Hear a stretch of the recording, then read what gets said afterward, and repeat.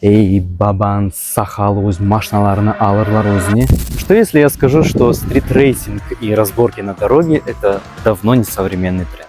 Меня зовут Сетар, и это Дефтер Stories. Это судебные протоколы Крымского ханства 17 века. И сегодня реальная криминальная хроника. Ситуация. Обычный день, пробки в Бахчисарае, но вместо хавал – араба. Водила по имени Абдуррахим на своей арабе сталкивается с Муртазой Кятибом. Кятиб – офисный клерк тех времен. Столкнулись, и тут начинается экшен. Напомню, что это было время, когда не было ни полиции, ни страховых агентов. Абдуррахим выходит из своей араба и ударяет сына Муртазы, который и был за рулем, прямо на месте ДТП. Итог – прямая дорога в суд. И что самое смешное, Абдуррахим сам пришел и сказал: «Эбет, мен оның арабасыны урдым, ве оғлысына да гузель бір шапалақ яндыр». Видимо, в то время правоту доказывали через суд, а не хасанили по трассе. Да и кулаки не всегда были аргументом.